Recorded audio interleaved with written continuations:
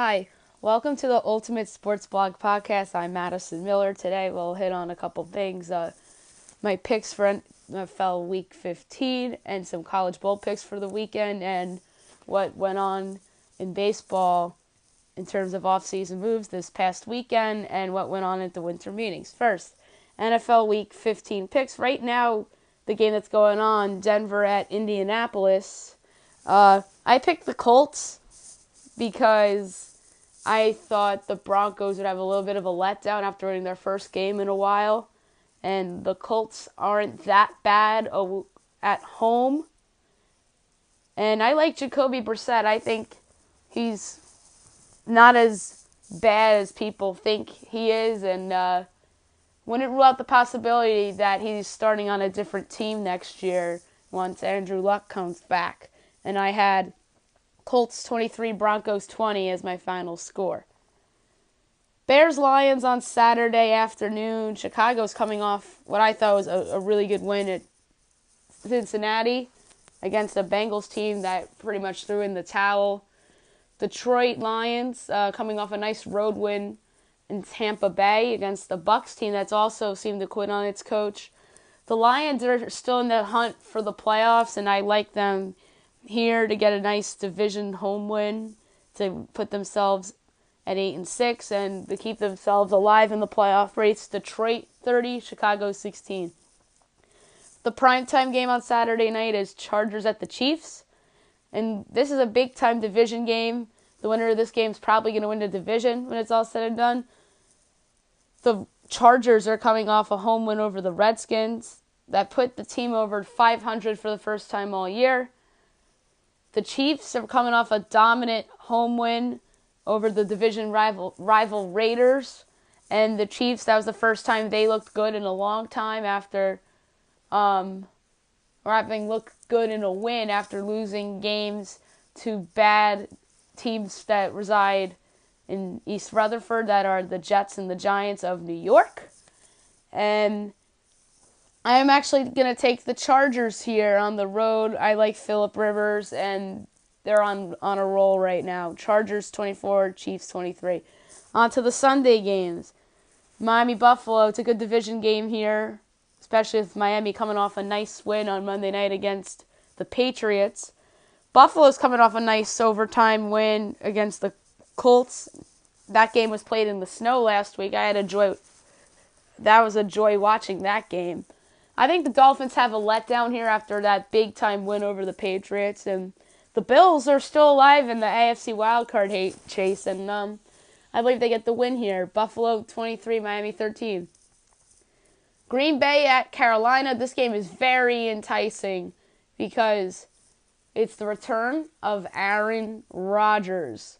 Green Bay is coming off an overtime win in Cleveland against the Browns. That was a trap game. They somehow avoided it. They were down big in Cleveland against the winless Browns, and Brent Hundley found the way to get the game to overtime, and he deserves credit. And he's actually did a good job, with the exception of a game or two, filling in for the injured Aaron Rodgers. Carolina is coming off a very good home win against what could very well be the NFC's best team in the Minnesota Vikings. The Panthers are probably going to make the playoffs when it's all said and done, but it's not a sure thing because if they lose out, they can miss. And the funny thing is that they can win this division if they catch some breaks. But this was a hard call and probably the toughest pick of the week. I just think the Packers are just ready with Aaron Rodgers back to go on a run like they did last year. And Green Bay steals this one on the road, 27-24. Ravens at the Browns. Baltimore's coming off, but I thought it was a brutal Sunday night loss in Pittsburgh against the Steelers. In a game, they had a double-digit lead in the fourth quarter, and Pittsburgh found the way to come back. Cleveland's coming off a loss in overtime against the Packers that I just mentioned. Cleveland actually played really well in that game, and they found a way to lose because that's what the Browns usually do. And this is the game that if the Browns don't win, they will likely go 0-16. This was another hard call. I strongly considered picking the Browns here and making a case for a letdown for the Ravens. which I could totally see, by the way. But I'm going to take the Baltimore Ravens here on the road, 23-16. Again, I would not rule out the Browns here. Houston Texans at the Jacksonville Jaguars. Here we got another division game. Houston's coming off a home loss against the rejuvenated San Francisco 49ers. Jacksonville's coming off what I thought was a humongous win over the Seattle Seahawks to keep their playoff hopes alive, or not just playoff hopes, but AFC South hopes alive. And the Jags are the easy pick here. The Texans lost to Sean Watson for the year. Tom Savage has had a concussion. TJ Yates might be starting this game for the Texans. And the Texans aren't playing for much other than draft picks. And there's talk about Bill O'Brien not coming back potentially, which can't be ruled out, but I'm going to say Bill O'Brien's back because the Texans just had too many injuries this year. So I think he survives this. That said, Jacksonville 26, Houston 13, and we'll get to coaches on the hot scene stuff another podcast. Cincinnati Bengals are at the Minnesota Vikings. Cincinnati's coming off what was a disaster at home against the lowly Chicago Bears. Minnesota's coming off a loss in Carolina against the Panthers. Not to be ashamed about, the Panthers are a pretty good team. Minnesota, like I said, you could make a case they're the best team in the NFC. Certainly have the best roster in the NFC. And Case Keenum has been a much better quarterback than I thought he'd be this season for them. And I like the Vikings here big over the Cincinnati Bengals, who I think have quit on their coach. Minnesota 30, Cincinnati 16. The Jets at the Saints.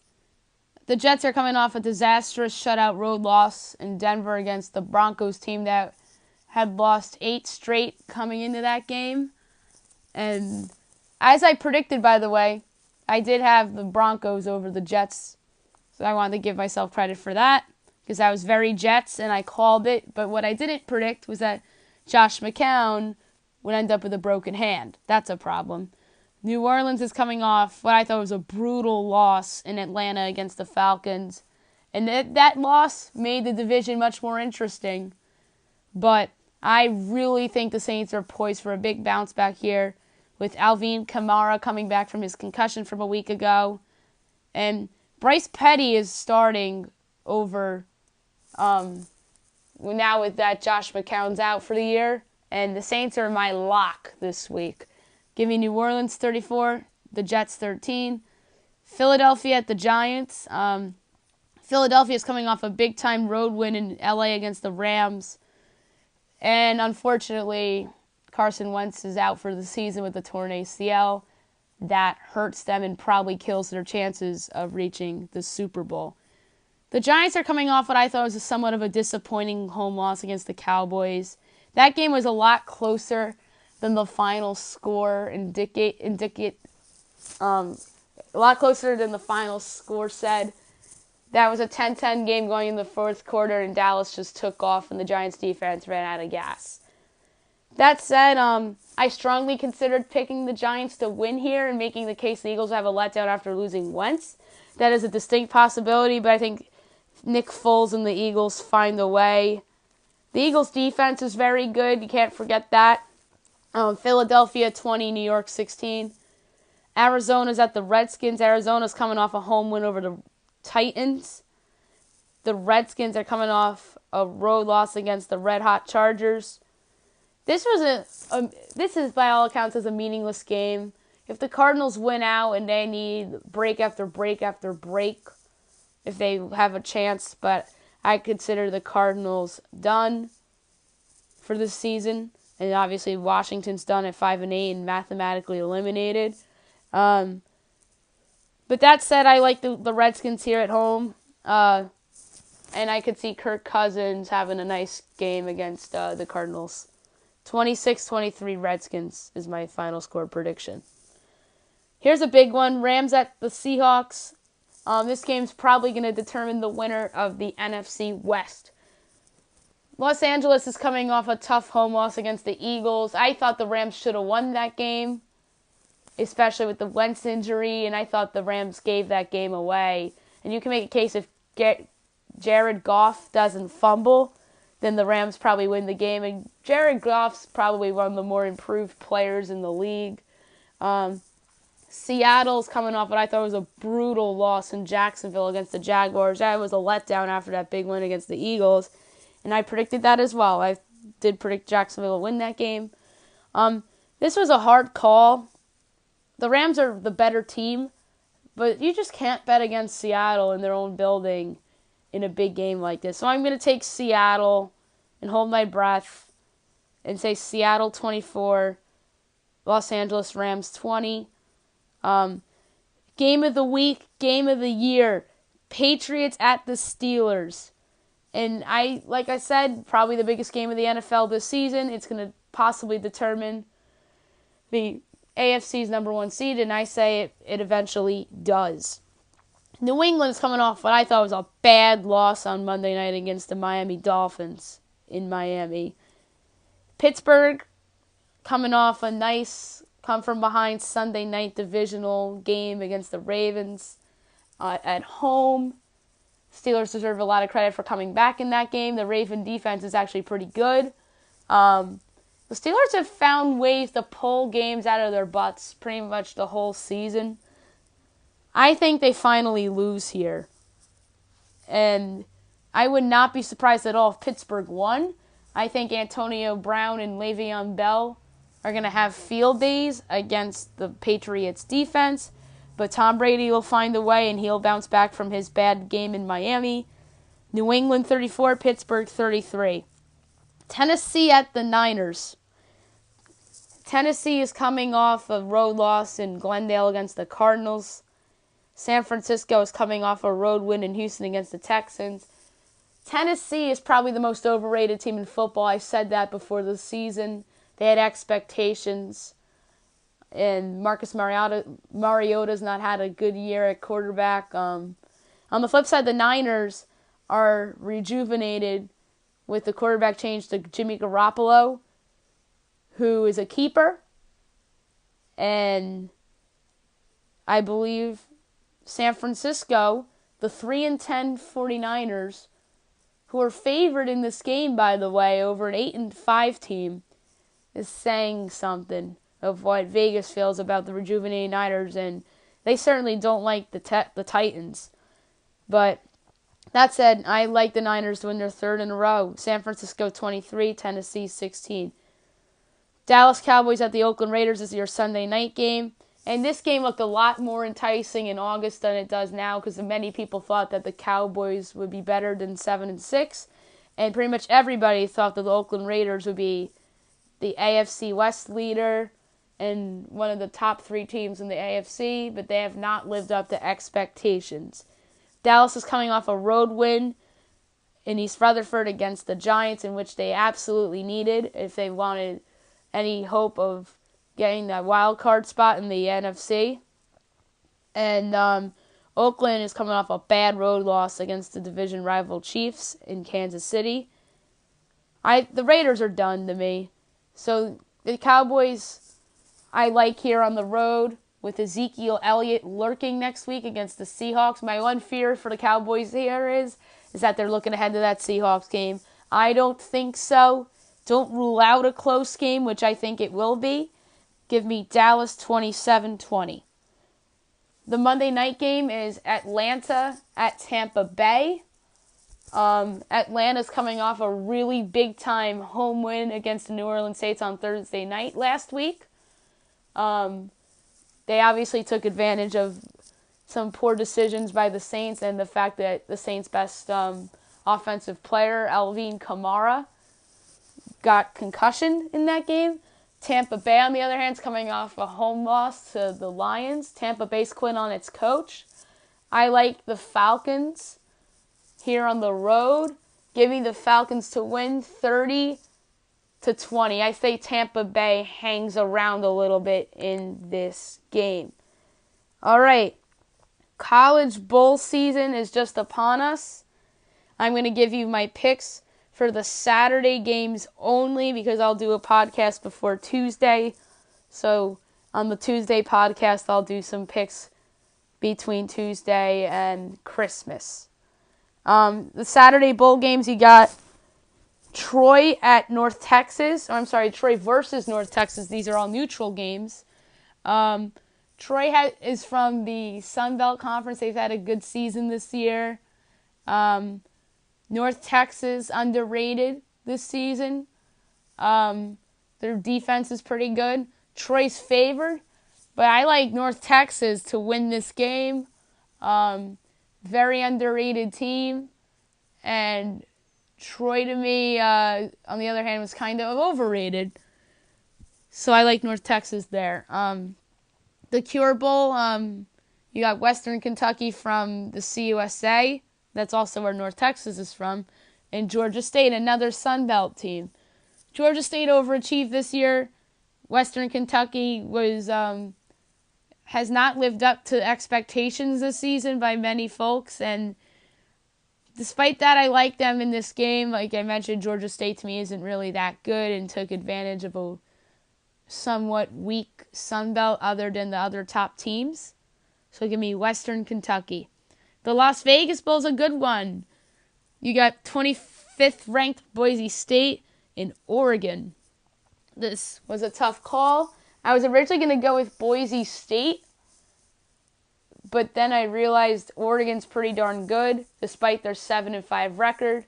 They probably would have been better than 7-5 if their quarterback Justin Herbert didn't get hurt.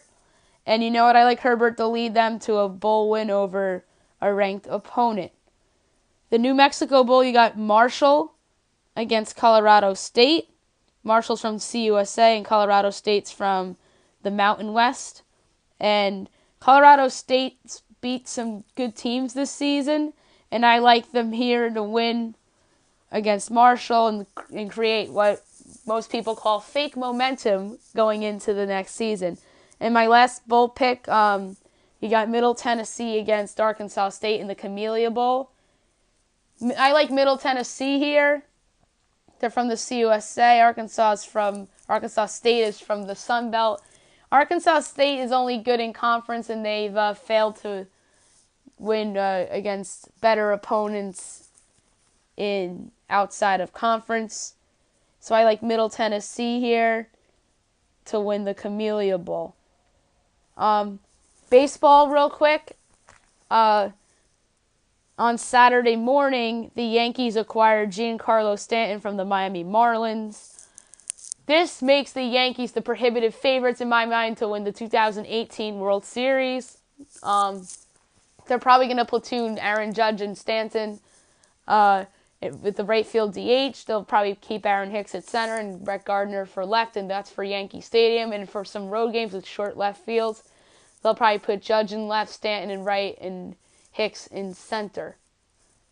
And what a great trade for the Yankees. They didn't give up much. Starlin Castro's probably going to be traded from the Marlins to another team that needs a second baseman because the Marlins are getting rid of everybody. And before I move on to some other deals, the Yankees are also rumored to possibly trade for Manny Machado. And I also heard Garrett Cole's name linked to them. The Cardinals traded for Marcell Ozuna, Stanton's former teammate. This is a great trade for St. Louis. This improves their team. The Cardinals are also rumored possibly for Manny Machado. And if they can't get him, they'll go after Josh Donaldson via trade. Free agents still available. Yu Darvish, Jake Arrieta, J.D. Martinez, Eric Hosmer, Mike Moustakas, Todd Frazier, CC Sabathia. I'm surprised that the pitchers Darvish and Arrieta have not signed yet. CC Sabathia will probably re-sign with the Yankees. Who knows with Darvish and Arrieta. Martinez and Hosmer, there's a lot of talk about Boston chasing after both of them. Boston will likely get one of them. I doubt they'll get both of them. Mike Moustakas is interesting. I haven't really heard his name linked to anybody, and that's probably because the Orioles are shopping Manny Machado, who is a better player than Moustakas. Todd Frazier now with the Yankees trading of Chase Headley the other day. There's talks about him returning to the Yankees, which I think would be pretty good because Frazier hit some big home runs for them down the stretch, and he's a popular clubhouse guy. Zach Greinke could be available on the trade market, perhaps. The Diamondbacks just want to get rid of his salary so they could possibly re-sign JD Martinez, who helped them get to the playoffs last year. I mentioned Garrett Cole's availability. Chris Archer's possibly available from Tampa Bay. If one of those three guys or Michael Fulmer get traded to the Yankees, they'll have an elite lineup, an elite bullpen, and an elite starting rotation. The Yankees, to me, are one starter away, or one really, really good starter away, one great starter away from being special. I did just say that they're the prohibited World Series favorites. I meant that assuming they'll get or trade for one of these pitchers.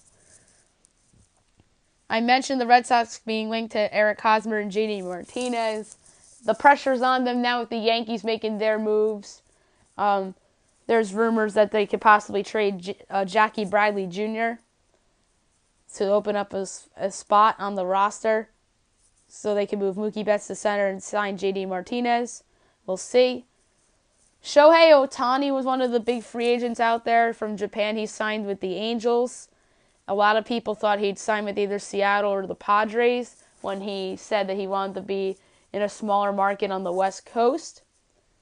And there's reports out already that he's already injured. He has like a UCL injury, which people say, oh, Tommy John surgery. But hey, it doesn't mean Tommy John surgery. If it worsens, then he can get it. Then he'll likely get it. Tommy John surgery is optional for him. We'll see what happens there. That would be a big loss for the Angels after signing him if he were able to get Tommy John surgery. One last note before I leave. Congratulations to the one and only Mike Francesa on your retirement from WFAN, 30 great years. I listened to his show today, and hearing all the guests that he had on was brilliant. A lot of people I've met in my life before at random events, at games and other places were on his show, and a lot of big-time athletes and broadcasters and other people. So congrats to Francesa, and looking forward to see what you do in the future. Again, my next podcast will probably be Tuesday to go over more bowl games and recap NFL Week 15 and possibly discuss any big baseball moves that happen or any big sports stories that go on. Have a nice night, everybody.